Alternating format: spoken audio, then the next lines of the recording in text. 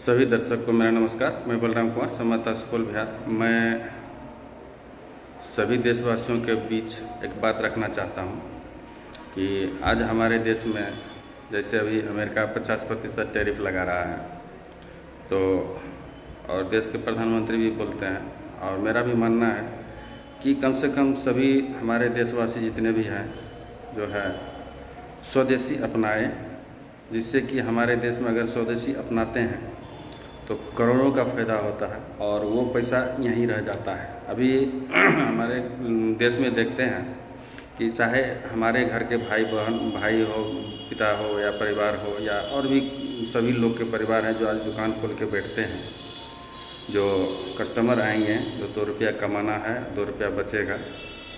लेकिन यहाँ हर एक घर में देखते हैं कि हमारे परिवार से दुकान खोल के बैठे हुए हैं, लेकिन हमारे परिवार में ही जो है 2 रुपया सस्ता, 1 रुपया सस्ता के लिए जो है ऑनलाइन सामान मंगाते हैं।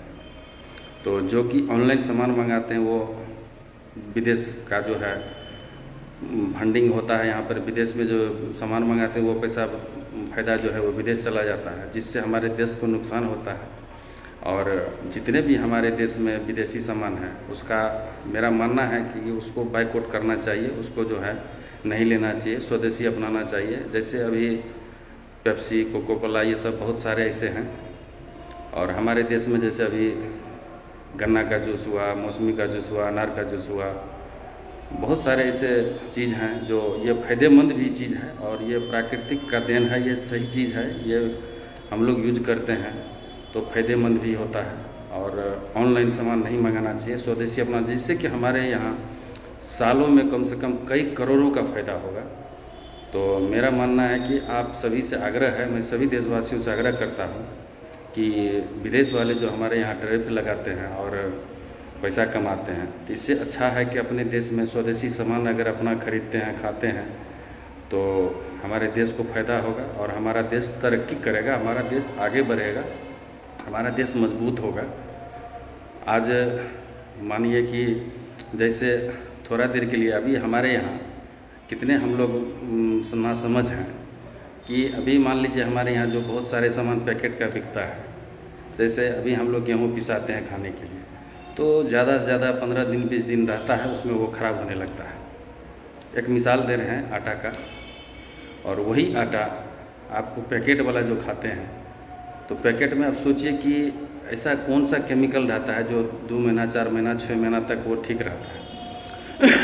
ये आटा की बात नहीं करें, बहुत सारे ऐसे प्रोडक्ट हैं जो आप सोचिए कि उसमें ऐसा केमिकल दिया हुआ रहता है कि उसमें एक कीड़ा तक नहीं लगता है। उस सामान को जो है हम सभी भारत देशवासी खाते हैं, तो आप सोचिए जिसमें जो कीड़ा नहीं खा सकता है उसको हम लोग खाते हैं, तो ये कितना घातक चीज़ है। अगर शरीर को भी स्वस्थ रखना है तो मेरा मानना है कि आप स्वदेशी खाइए, स्वदेशी अपनाइए, जिससे कि हमारा देश मजबूत होगा, हमारा राष्ट्र मजबूत होगा, हमारा सेना मजबूत होगा, हमारे देश में देश आगे बढ़ेगा, हमारा देश तरक्की करेगा।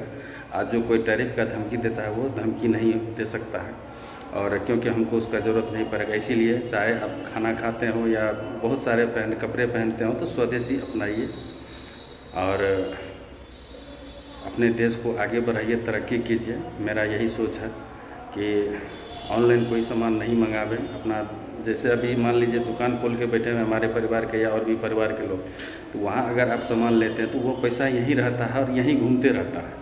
मान लीजिए आप सामान लिए तो दुकानदार को पैसा है, दुकानदार फिर सामान लाएगा, फिर बेचेगा, तो वो 2 रुपया बचेगा तो हमारे देश में ही रहेगा। तो इसी को लेकर मैं बहुत सारे ऐसे चीज़ हैं जो, और दुकानदार भाइयों को भी मैं बोलूँगा कि कम से कम आप स्वदेशी सामान अपने, अभी से पर्व त्यौहार आता है तो स्वदेशी सामान सजाइए, स्वदेशी सामान यूज कीजिए।